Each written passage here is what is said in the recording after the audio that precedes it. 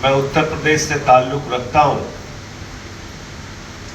वहां भी कई शहर की योजनाएं, जिले के नाम, मेडिकल कॉलेज छत्रपति साहू जी महाराज जी के नाम पे बने हैं। क्यों बने हैं? क्योंकि देश में असमानता को मिटाने की पहली शुरुआत अगर कहीं से हुई तो इसी कोल्हापुर से हुई। देश में गैर बराबरी को मिटाने की शुरुआत अगर कहीं हुई तो कोल्हापुर उसका एक महत्वपूर्ण स्थान है। पहली रियासत है छत्रपति साहू जी महाराज की जिन्होंने आरक्षण की व्यवस्था लागू की। समाज के वंचित तबके के, जो लोग कमजोर हैं, जो जातीय व्यवस्था के कारण सदियों से पीछे चल रहे हैं, उनको आगे बढ़ाने का काम इन्होंने किया। लेकिन आज उसी आरक्षण की व्यवस्था पे संकट आ गया है। आज बाबा साहब डॉक्टर भीमराव अंबेडकर जी के लिखे गए संविधान को बदलने की कोशिश कर रही है भारतीय जनता पार्टी। बाबा साहब ने जो हमको चुनाव में वोट की ताकत दी है, वो वोट की ताकत छीन ली जाएगी अगर गलती से बीजेपी जीत गई। और ये 3 बात मैं बहुत ही प्रामाणिक तौर पे कह रहा हूं। संविधान बदलने की बात, अयोध्या का प्रत्याशी लल्लू सिंह कहता है 400 सीट दे दो, संविधान बदलना। पूर्व केंद्रीय मंत्री अनंत हेगड़े कर्नाटक के कहते हैं 400 सीट चाहिए, संविधान बदलना है। ज्योति मिर्धा बीजेपी की प्रत्याशी थी, कहती है 400 सीट चाहिए, संविधान बदलना है। और जो सीधे नरेंद्र मोदी जी के प्रत्याशी थे अरुण गोविंद जी, उन्होंने भी कहा कि 400 सीट चाहिए इसलिए कि संविधान बदलना है। भारतीय जनता पार्टी इस देश का संविधान बदलेगी और पूरे देश पर बाबा साहब डॉक्टर भीमराव अंबेडकर जी का संविधान चलता है, लेकिन भाजपा के लोगों के लिए भागवत का संविधान चलता है। और भागवत का संविधान क्या कहता है? भागवत का संविधान कहता है आरक्षण खत्म होना चाहिए। संयुक्त महासचिव आरएसएस के मनमोहन वैद्य, उनका बयान है, वो कहते हैं आरक्षण खत्म होना चाहिए। तेजस्वी सूर्या इनका सांसद है, वो कहता आरक्षण एक गंदा दलदल है। मोदी के विचारों को फैलाने वाला इनके प्रचार तंत्र का प्रमुख,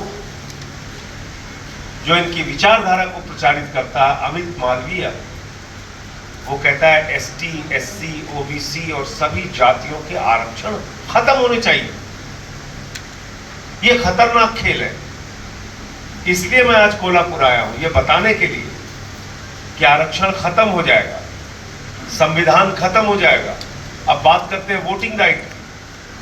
क्या कहा अमित शाह जी ने? 50 साल इस देश पे राज करेंगे।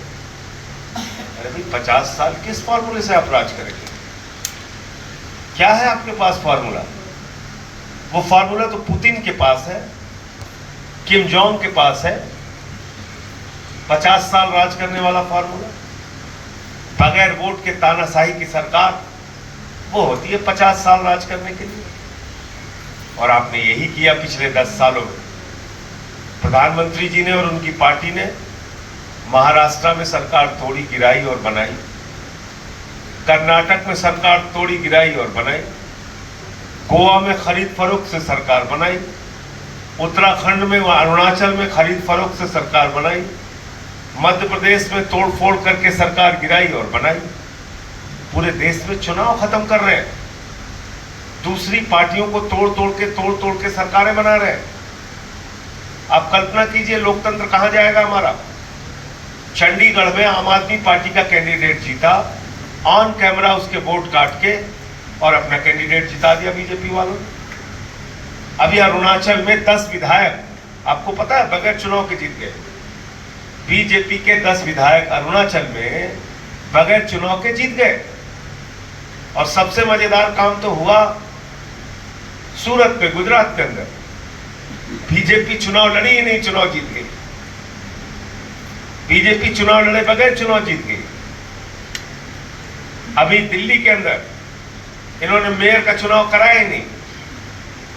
तो इसलिए 3 बड़ा एजेंडा है भारतीय जनता पार्टी का। इनकी नीयत पूरे देश के सामने बेनकाब हो चुकी है। पहला नंबर 1, बाबा साहब डॉक्टर भीमराव अंबेडकर जी के द्वारा लिखे गए संविधान को ये बदलेंगे। नंबर 2, देश के अंदर दलितों, पिछड़ों, शोषितों, वंचितों के लिए, आदिवासियों के लिए आरक्षण की व्यवस्था खत्म करेंगे। और नंबर 3, वोट का अधिकार, जिसके कारण बड़े से बड़ा नेता आपके सामने सर झुकाता है, वो वोट का अधिकार खत्म करेंगे। ये हो गई इनकी नीयत की बात। आगे बात करते हैं 10 साल में इन्होंने क्या किया। मुझे बहुत अफसोस है कि दुनिया के सबसे बड़े लोकतंत्र का प्रधानमंत्री चुनाव में 10 साल के बाद वोट मांगने जा रहे हैं तो ये नहीं बता रहे कि उन्होंने बच्चों की शिक्षा के लिए क्या किया, बिजली पानी के लिए क्या किया, स्वास्थ्य व्यवस्था को सुधारने के लिए क्या किया, क्या हुआ हर साल 2 करोड़ नौकरियों का, क्या हुआ काला धन का, क्या हुआ 15 लाख का, क्या हुआ बुलेट ट्रेन का, क्या हुआ 15 अगस्त तक मिलने वाले पक्के मकान का, क्या हुआ महंगाई कम करने वाले वादे का, क्या हुआ किसानों को एमएसपी देने के वादे का, क्या हुआ किसानों की आमदनी 2 गुना करने के वादे का। कुछ नहीं पूरा किया।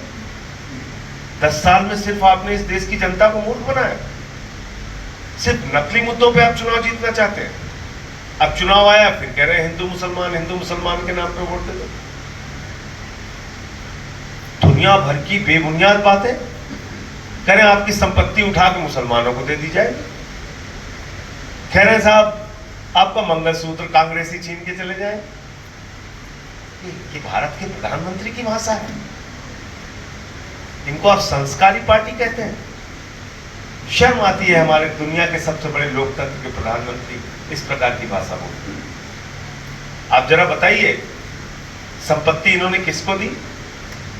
अभी आज एक रिपोर्ट में पढ़ रहा था 5% लोगों के पास 60% लोगों की संपत्ति है। इस देश में 60% लोगों की संपत्ति जितनी है उतनी संपत्ति मात्र 5% लोगों के पास है। यह है गैर बराबरी का आलम। मैं पार्लियामेंट में हूं, बोलता रहता हूं, आवाज उठाता रहता हूं। 15 लाख करोड़ रुपए पूंजीपतियों के माफ किए अपने दोस्तों के प्रधानमंत्री। एक इनका सबसे करीबी दोस्त है अडानी, उसी को कोयला दिया, उसी को गैस दिया, उसी को बिजली दिया, उसी को पानी दिया, उसी को सड़क दिया, उसी को स्टील दिया, उसी को रेल दिया, उसी को सेल दिया, उसी को पोर्ट दिया, उसी को एयरपोर्ट दिया। पूरा हिंदुस्तान एक आदमी को देते जा रहे हैं। आपने बैंकों से पैसा लूटा। इसी महाराष्ट्र के अंदर मुंबई में 20,000 करोड़ रुपए लेके नीरव मोदी मेहुल चौकसी भाग गया। 6,000 करोड़ लेके ललित मोदी भाग गया। 10,000 करोड़ लेके विजय माल्या भाग गया। क्या कर रहे हैं आप? अब किसको बेवकूफ बना रहे हैं कि संपत्ति लेके? अरे संपत्ति तो आपने देश के लोगों की संपत्ति अपने दोस्तों पे लुटा दी प्रधानमंत्री जी आपने। और मंगलसूत्र कितने का सोना था 2014 में? 24,000 रुपए तोला। आज हो गया 75,000 रुपए तोला। तो आपने तो मंगलसूत्र का दाम 3 गुना बढ़ा दिया। बीजेपी वाले मंगलसूत्र लेके भाग रहे हैं महिलाओं के, और आप मंगलसूत्र की बात कर रहे हैं। भूल गए पुलवामा? आप हमारे जवानों ने अपनी शहादत दी, उनकी विधवाओं के मंगलसूत्र का हिसाब देंगे आप? गलवान घाटी में जो हमारे जवान शहीद हुए उनकी बेवाओं के मंगलसूत्र का हिसाब देंगे आप? जो हमारी बहनें मणिपुर में हिंसा का शिकार हुई, जो हमारे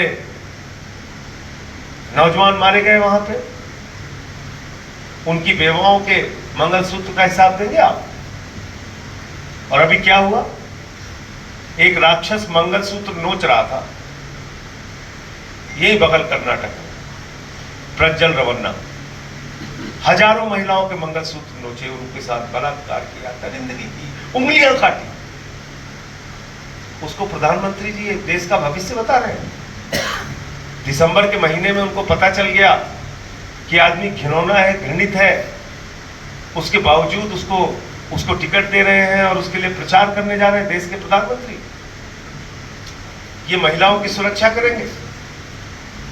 इस देश की माताओं बहनों को भी सोचना पड़ेगा। मैं हाथ जोड़कर विनती करता हूं, ऐसे आदमी से बचाइए देश को।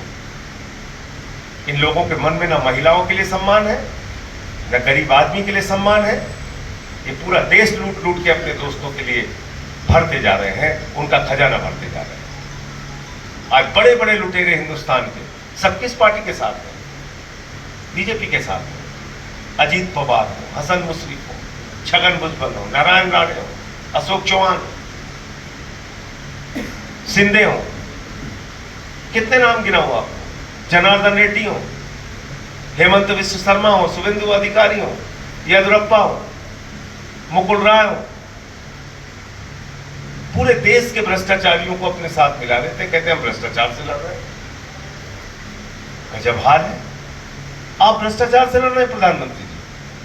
आपने चुन चुन के पूरे देश के भ्रष्टाचारियों को अपनी पार्टी के साथ मिला लिया। मैं महाराष्ट्र के लोगों से हाथ जोड़कर विनती करने के लिए आया हूं। आपका इतिहास रहा है और छत्रपति शिवाजी महाराज ने एक ही शिक्षा दी है, गद्दारों को माफी नहीं। मैं अपील करने आया हूं महाराष्ट्र के लोगों से कि एक भी सीट महाराष्ट्र से जीत के नहीं जानी चाहिए एनडीए, एक भी सीट बीजेपी को जीत के नहीं जाना चाहिए, उनके सहयोगियों को जीत के नहीं जाना चाहिए। और माहौल अब देश के अंदर बदल गया है, इसीलिए प्रधानमंत्री जी ऐसी भाषा बोल रहे हैं। उनको मालूम है वो चुनाव हार रहे हैं। कहते 400 पार, बंगाल में गए कह लगे 200 पार, 73 सीट आई। कर्नाटक में बोले 130 पार, 65 सीट आई। महाराष्ट्र में बोले 150 पार, 105 आई। दिल्ली में बोले 45 पार, वहां 8 आई। हरियाणा में बोले 75 पार, वहां 40 आई। झारखंड में बोले 65 पार, वहां 23 आई। मिजोरम में बोले 21 पार, वहां 1 आई। अब कह रहे 400 पार, 400 पार। अब जनता कह रही तड़ी पार, तड़ी पार। इनको पूरे देश के लोग हराएंगे। और इसलिए आज जिस प्रकार से बीजेपी का चेहरा बेनकाब हुआ है 10 सालों के अंदर, इलेक्टोरल बॉन्ड का भ्रष्टाचार, कितनी कितनी बातें बताऊं।